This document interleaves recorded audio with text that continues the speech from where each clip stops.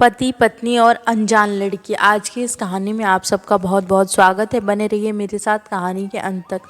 यह story suspense story है। एक पति पत्नी की कहानी है। एक अनजान लड़की उनके घर के बाहर रोजाना आती थी। कौन थी वो लड़की, यह जानने के लिए कहानी को सुने अंत तक। मैं अंजलि हूँ। मैंने और रवि ने 1 साल की डेटिंग के बाद अभी शादी की है। शादी में हमारे कुछ खास दोस्त और पेरेंट्स ही आए थे। रवि ऐसी ही चाहते थे। वो चाहते थे कि शादी शॉर्ट और सिंपल ही रहे। हम लोग यहाँ बड़े शहर में काम करते हैं। रवि के माता पिता गांव में ही रहते हैं। रवि ज़्यादा गांव नहीं जाते। जब कभी मम्मी पापा को मिलना होता है तो वह यहाँ शहर में ही आकर मिल लेते हैं। हमने एक छोटा सा घर भी ले लिया है। शादी के चलते मैंने अभी अपनी नौकरी छोड़ रखी है।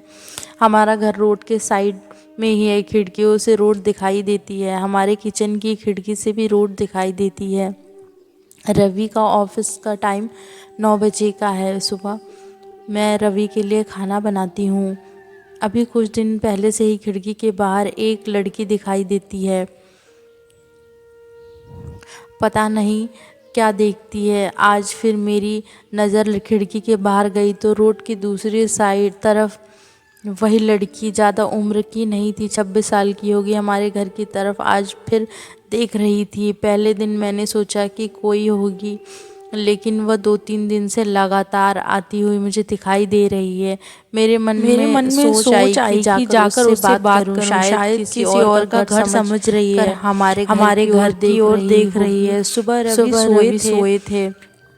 वो फिर वहीं दूर दूर खड़ी दिखाई दी। इस बार मैं बाहर गई। उसने आते हुए मुझे देखा और देखकर घबराई। मैंने उसे पूछा, क्यों, आपको कोई परेशानी है? आप किसे ढूंढ रही हैं? वो घबराई हुई बोली, रवि यहीं रहता है। मैंने बोला, हाँ, आप कैसे जानती हो? वो इतना सुनकर घबराकर चली गई। मैंने पीछे से उसे आवाज़ दी पर उसने नहीं सुना। मैं अपने घर में वापस आ गई। आने पर रवि भी उठ गए थे। पूछा, कहाँ गई थी? मैंने बोला, पता नहीं, एक लड़की है, वो हमारे घर की तरफ देखती रहती है और मैंने जब जाकर उससे पूछा तो तुम्हारा नाम भी जानती है। तुम किसी गोरी सी सुंदर Big Boss Dragon Dragon Pauk Grelbat de Avazi Vervazer Okmashi Apustisum Tabi Rabin the Enzo as I the Parim Mi Gagales Numerak Nusavaya the Bush Numensurif Dasik the Pidimat Sede High Jesus Very dear Tabai Nizu Lob me Dasham Latu in this Diminu Ilubisuro oil Kapna Suro Eglas de Tapik Soem Yegama Hakina the Pidami be the Mrs.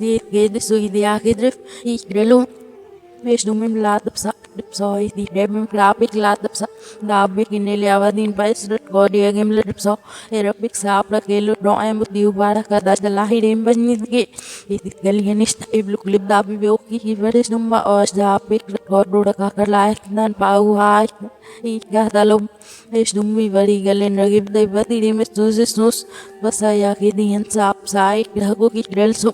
My name Dabik so Agelo Big Dush the Vigada the Pishum Nikilu the Dash not shoot Bisi Varura Kai Kemika that I and Jamas Idim the Pians took him in a big grelso. He booked the sick Nikil like no fish on it Nash and managed to put so the last giver in them that big in Nash. They giver is there who Yasung and Tip so ever and Oki delivery guy in this lucky lucky dash shiver and I made up a stack is some even. Galinala Kiseki National Numba and Yaki Jukinam. He says that this say name mega I'm the fever the drug so my name again. He look very got the drug and up the Greek and then get Basaya cooking Nasra Kakidil Moeso and he were Roy the Rudy grill there was so get there all straps so there the Cabra Kasha a secret so he were there not a head of kid.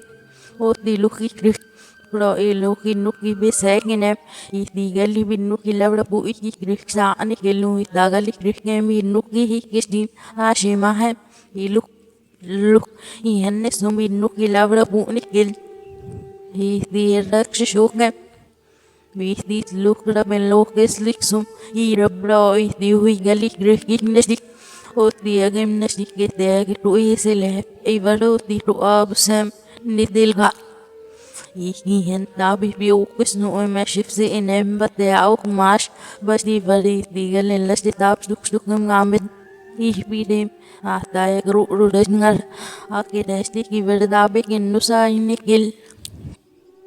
Ay gigol namut आगे हकीब दुखियो ओ लगा पलो bag दरबड़क no सही वर आई को इतना जो कि गिरल डले की अच्छा तो तूने इसे सब बता दिया, मना किया था ना दूर रहने को मेरी फैमिली से।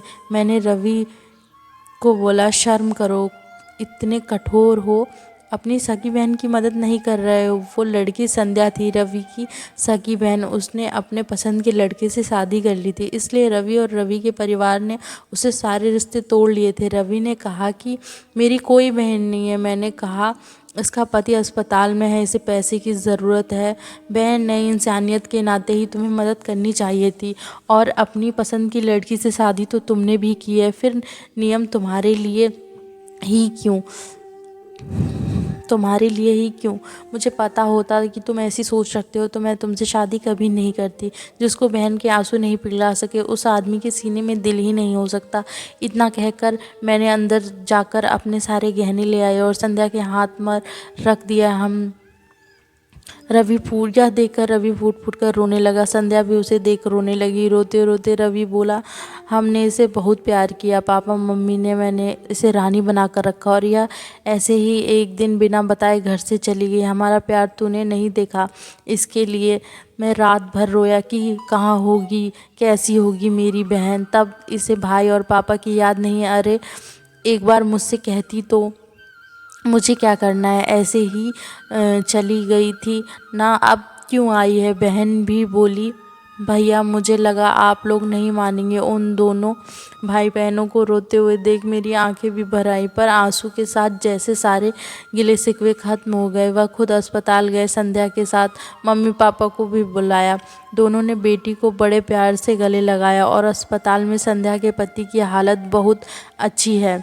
डॉक्टर ने कहा कि जल्दी ही डिस्चार्ज हो जाएंगे। रवि की आंखों में मुझे एक सुकून अब देखने को मिल रहा था। रवि ने संध्या को कहा, अब कुछ करेगी तो माफ़ नहीं करूँगा, हमेशा मेरी प्यारी बहन बनकर रहना और जो कुछ भी हो मुझसे बताना। ज़िंदगी बहुत छोटी है, आपके अहंकार में इतना सुकून नहीं है जितना कि माफ़ कर देने में। एक बार करके देखिए, ज़िंदगी बदल जाएगी। आपको यह कहानी कैसी लगी कमेंट करके हमें ज़रूर बताइएगा। इसी तरह की अच्छी कहानियाँ आप यहाँ पर सुन सकते हैं, तो बने रहिए हमारे चैनल के साथ। और अगर आपने चैनल को सब्सक्राइब नहीं किया है तो चैनल को सब्सक्राइब कर लीजिए और बेल आइकन प्रेस कर लीजिए। मैं मिलती हूँ